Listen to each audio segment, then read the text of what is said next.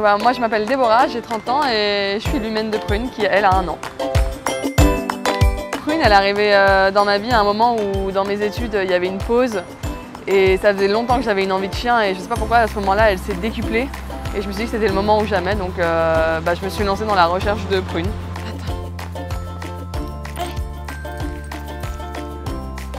Du coup là on est à Montmartre juste en dessous du Sacré-Cœur. Je viens ici le matin surtout pour promener Prune en liberté parce que globalement il n'y a personne et c'est hyper sympa et c'est juste à côté de chez moi. Donc, et puis c'est un endroit de Paris qui est hyper beau où on a une super vue sur Paris donc c'est trop sympa quand on fait ça ensemble le matin avec les joggers et certains autres chiens qui passent par là aussi.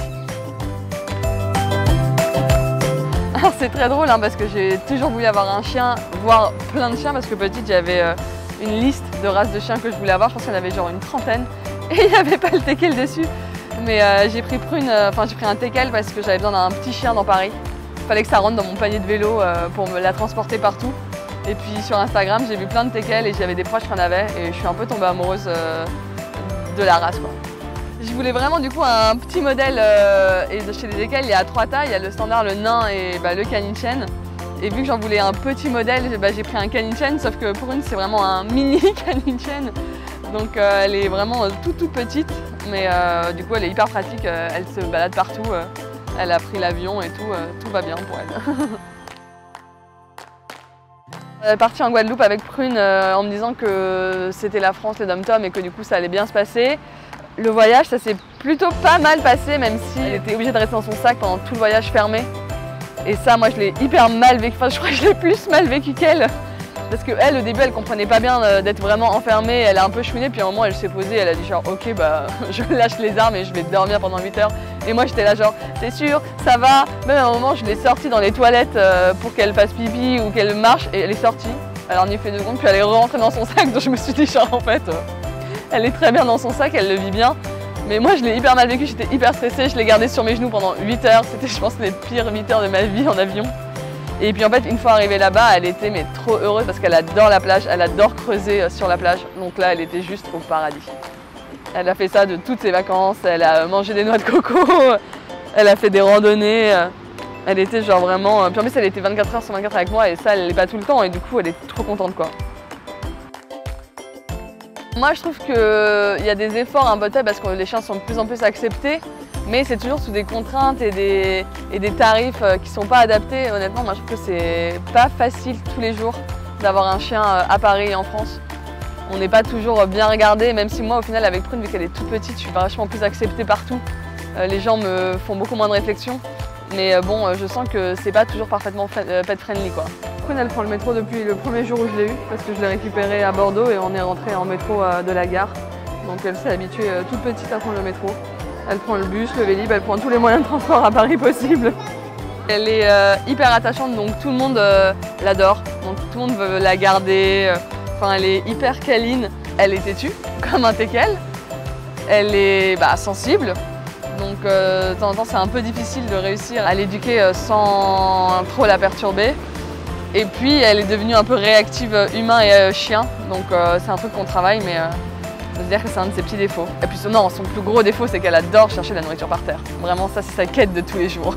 Ses plus grosses bêtises c'est de me déterrer mes plantes et de bouffer les surpots. Et du coup je rentre souvent, là maintenant j'ai plus beaucoup de plantes, mais je rentrais souvent et j'avais des plantes genre complètement renversées, déterrées, j'étais là genre merci Prune. Je travaille tous les jours de au moins 8h à 19h. Donc Prune elle est promenée par un super promeneur qui s'appelle Olivier tous les jours. Et il vient la récupérer le matin à la maison quand je suis déjà partie, il a les clés. Et il me la ramène en début d'après-midi et m'envoie des vidéos de Prune et de ses copains en forêt tous les jours. Et je suis hyper contente du service parce qu'elle va en forêt. Donc moi je culpabilise pas le soir de rentrer et de pas forcément faire des promenades d'1 heure. Et puis je vois qu'elle est hyper épanouie et qu'elle a tous ses copains, donc c'est hyper cool. Là on est en plein cœur de Paris, dans le 1er arrondissement, juste à côté de la Concorde. Avec Prune on vient hyper souvent ici parce qu'on adore aller aux Tuileries se promener avec d'autres chiens, se promener le long des quais pour voir les plus beaux monuments de Paris et puis surtout ici, j'appelle ça les jardins de Prune mais c'est les jardins de l'Elysée de l'autre côté et là du Petit Palais où il n'y a jamais personne et c'est trop beau, trop paisible, trop agréable.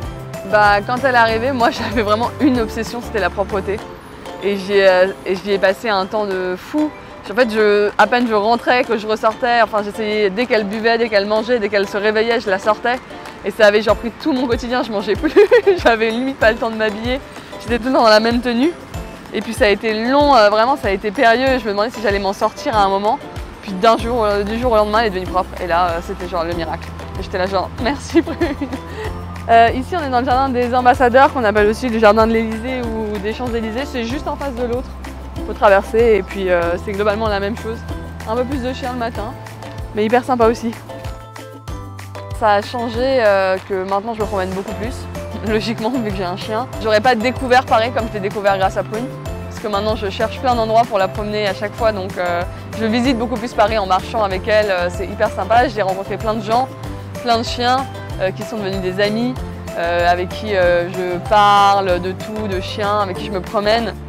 Et puis surtout, je m'organise en fonction d'elle. Si je dois sortir le soir, et ben, je la promène avant, beaucoup pour qu'elle reste à la maison, ou alors je l'emmène, mais je l'emmène dans des endroits qui sont sympas pour elle. Enfin, maintenant, en fait, ma vie est organisée en fonction de Prune. Il faut que ça matche avec elle, en fait. Les vacances, il faut que je puisse l'emmener, ou alors que je puisse la faire garder, mais tout est en fonction, quoi. Et puis j'ai ce petit être à la maison qui m'attend et qui est toujours hyper contente de me voir, et ça, c'est vraiment hyper agréable, quoi. Moi, j'avais vachement ressenti le Not Perfect Crapu parce que j'avais toujours eu l'idée de me dire que le jour où j'aurai mon chien, ce sera mon éducation et du coup, en fait, elle me ressemblera et ça va bien se passer. Et j'ai un peu déchanté parce que je me suis rendu compte que ce que moi j'attendais, c'était pas forcément ce que Prune voulait faire. Et c'était comme ça, mais la marche en laisse, par exemple, ça a été hyper long, hyper compliqué et je comprenais pas pourquoi. Pour moi, ça avait l'air simple et pour elle, ça l'était pas. Et j'ai galéré et encore aujourd'hui, c'est pas parfait.